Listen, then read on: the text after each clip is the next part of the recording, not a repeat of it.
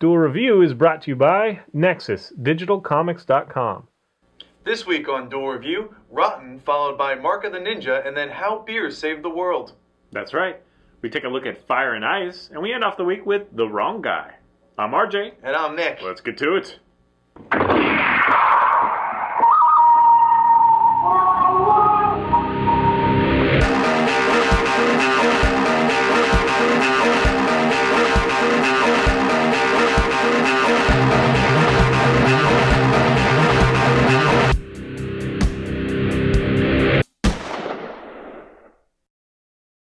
Hey everybody, welcome to Monday the 24th of September. We're doing the comic Rotten.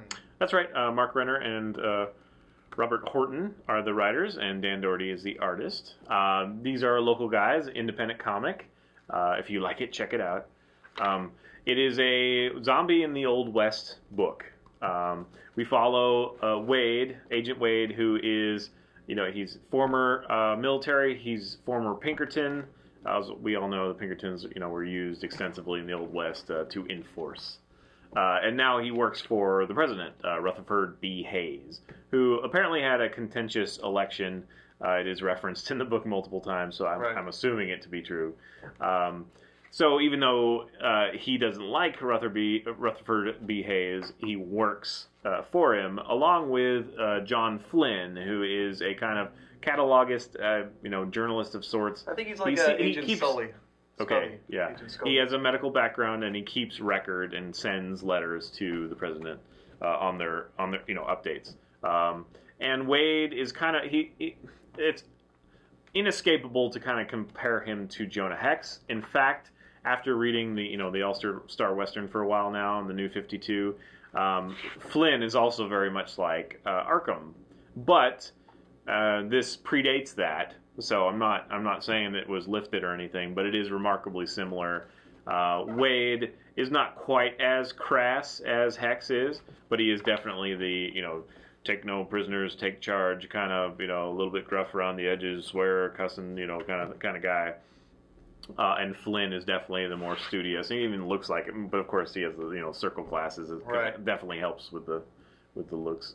Anyway, there is enough to be compelling as far as those characters are concerned. But the real meat of it, no pun intended, I guess, is the zombies and how they treat the zombies and having this zombie outbreak in the Old West. Right. So they go from town to town. The first trade here, they spend some time in the custody of a family who pretty much wants to feed them to their child who has been infected, who is a zombie now.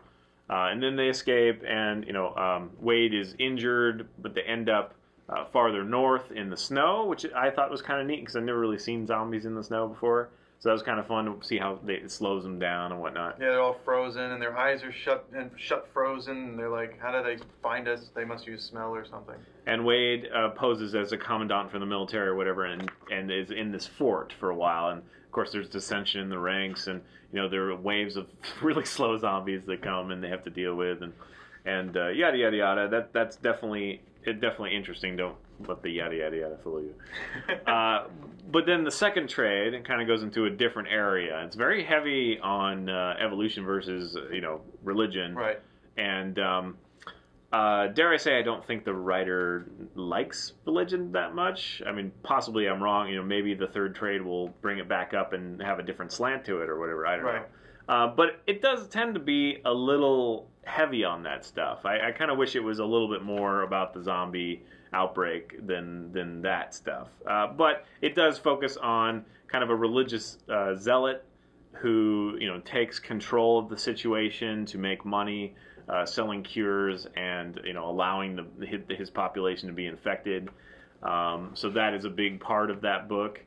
Prior to that, they had run into a church who thinks they have this whole evolution versus religion, or creationism. Not really a debate. It's pretty much just the church wants to murder the people who believe in evolution, right? Which I think is again a little heavy-handed, but it can be compelling. I mean that can be compelling.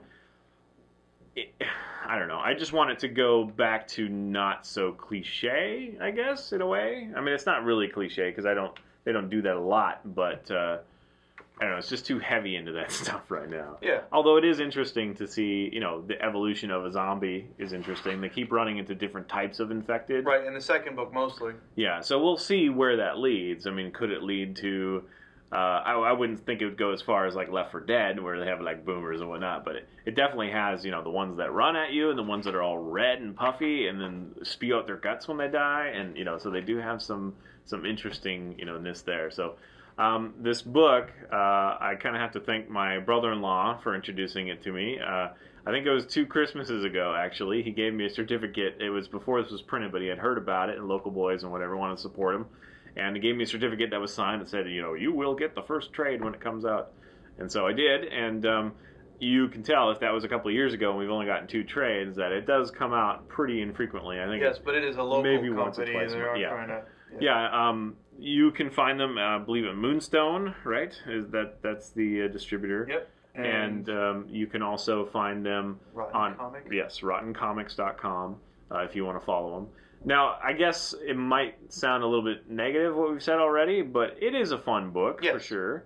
If you enjoy the zombie, you know, stuff, there's plenty of that. There's good action. Yes. One of the things while I was flipping through, I was hoping that you guys would notice, but the panels, some panels are just overloading with. I mean, each page is overloaded with panels. Some of them have text, some of them don't.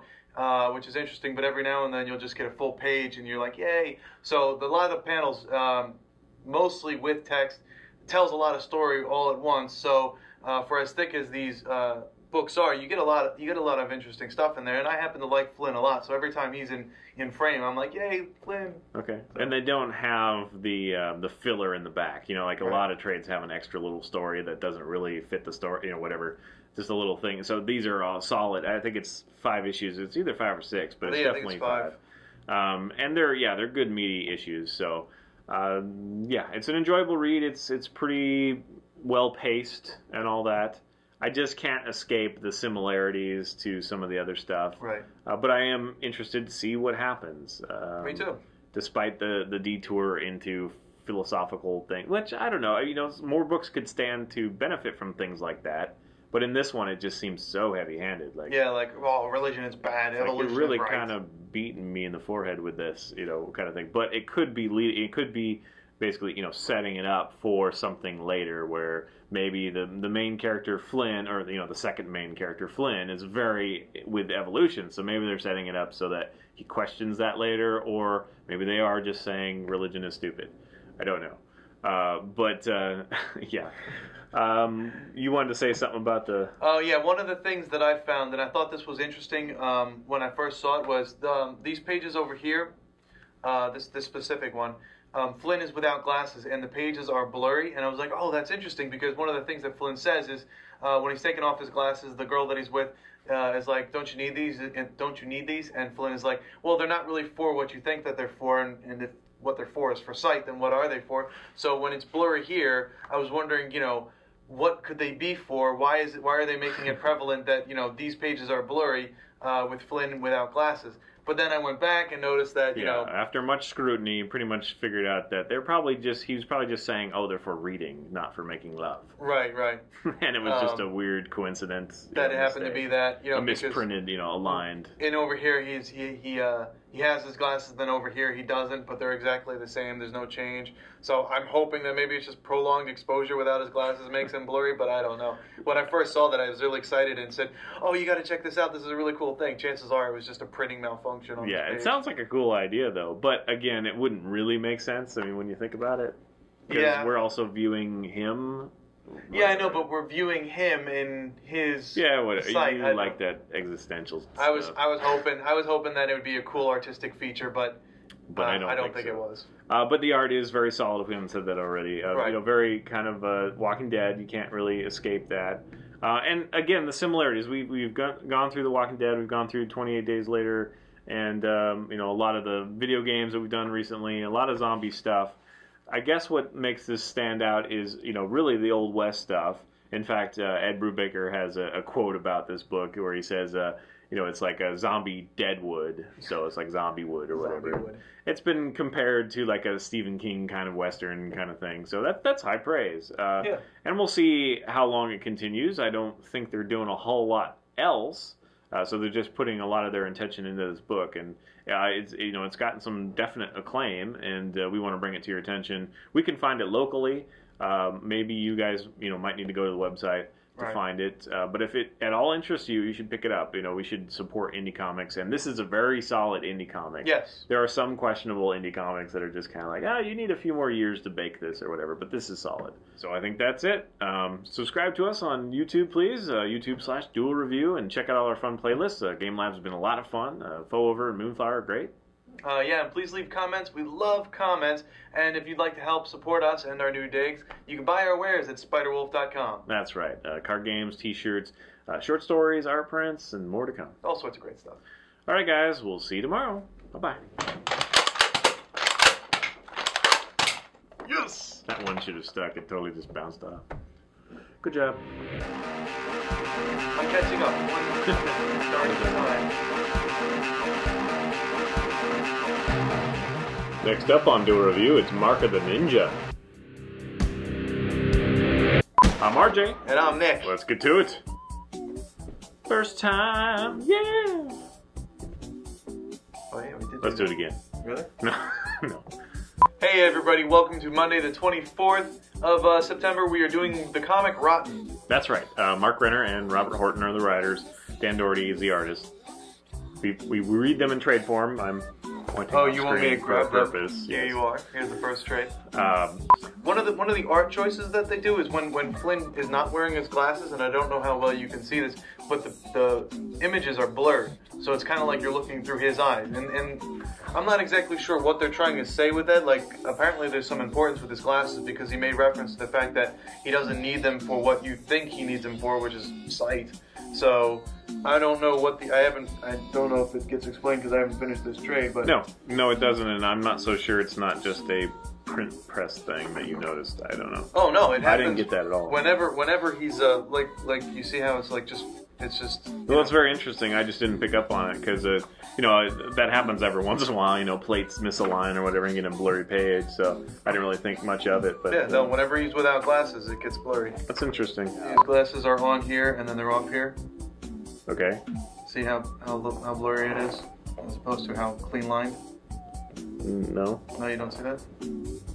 Well, I'm seeing it. But whatever.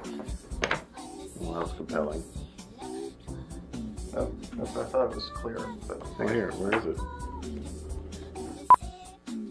It doesn't look any different to me, dude.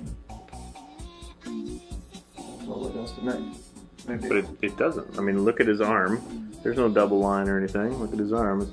It's just as grainy.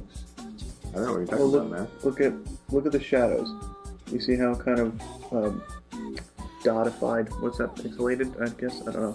That's the print. No, look at his shadow. It's a rosette pattern. That's how you print the freaking comic. It's exactly the same. It's just there's not much of it on this panel. Huh.